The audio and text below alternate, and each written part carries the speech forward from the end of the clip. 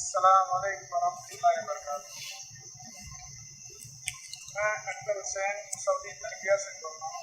ہم نے کچھ لوگ سے سنا ہے کہ جنت البقیع سے مٹی لے جا کے گھر پہ رکھتے ہیں اور گھر والوں سے وراثت کرتے ہیں کہ ہم انتقال ہو جائیں گے یہ مٹی قبرستان میں ڈال دیں۔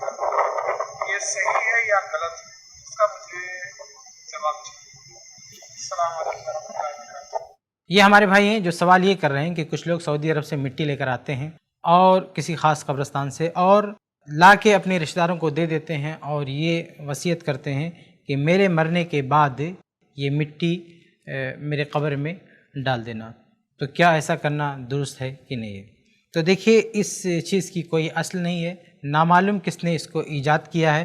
کتاب و سنت کی روشنی میں اس کی کوئی گنجائش نہیں ہے کہ آدمی کہیں کی مٹی لا کے اور اپنی قبر میں ڈالنے کی وصیت کرے، اور اس کے ساتھ یہ اعتقاد بھی رہتا ہوگا ان لوگوں کا کہ وہاں کی مٹی ڈالنے سے کچھ فائدہ ہوگا، شاید عذاب وغیرہ کا معاملہ۔ تو یہ سب بیکار کی باتیں ہیں۔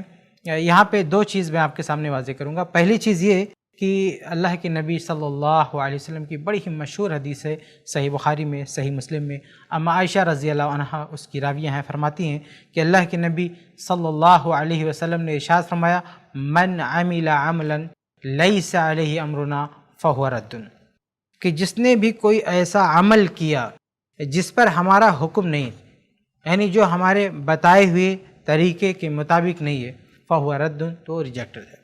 تو یہ حدیث کہتی ہے، یہ حدیث بخاری میں بھی ہے، مسلم میں بھی ہے، یہ حدیث کہتی ہے کہ کوئی بھی عمل انجام دینے سے پہلے اللہ اس کے رسول کی منظوری ضروری ہے، اس کے حوالے سے اللہ اس کے رسول صلی اللہ علیہ وسلم کی تعلیم کا ہونا ضروری ہے، ورنہ وہ عمل درست نہیں ہوگا۔ یہ عبادات کا مسئلہ ہے۔ ایک آدمی انتقال کر گیا، اب اس کو قبر میں دفن کرنا ہے، یہ ساری چیزیں ایسی ہیں جس میں ہمیں کتاب و سنت کی پابندی کرنی ہوگی۔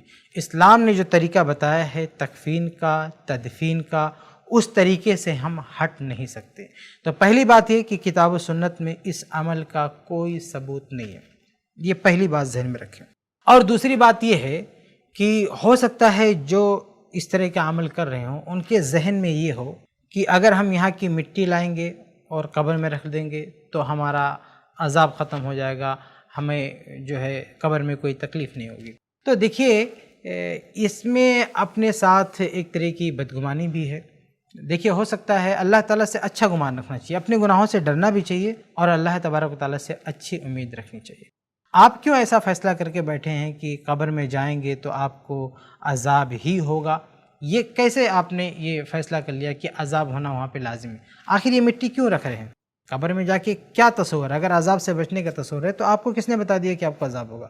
بھائی، ہو سکتا ہے کہ آپ کی کوئی ایسی نیکی ہو جو اللہ تعالیٰ نے قبول کر لی ہو، آپ کے سارے گناہوں کو معاف کر دیا ہو، تو پھر اللہ تعالیٰ کے ساتھ بدگمانی کیوں کر رہے ہیں؟ آپ خوف کرنا چاہیے، سب کو اللہ سے ڈرنا چاہیے، لیکن ساتھ میں اللہ سے امید بھی نہیں چھوڑنا چاہیے۔ خوف رہے اللہ سے، اپنے گناہوں کی پکڑ ہو سکتی ہے، اور امید بھی رہے کہ اللہ تعالیٰ جنت دے گا۔ پہلے ہی سے یہ نہیں طے کر لینا چاہیے کہ وہاں عذاب ہی ہوگا، پھر اس کا بندوبست کرنا شروع کر دیں۔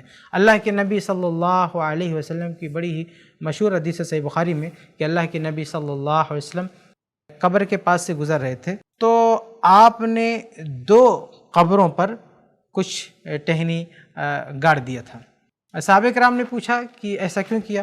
تو اللہ کے نبی صلی اللہ علیہ وسلم نے فرمایا کہ ان دونوں کو عذاب ہو رہا تھا، تو یہ جو میں نے گاڑ دیا ہے ٹہنی، ہو سکتا ہے کہ اس سے ان کا عذاب ہلکا ہو جائے۔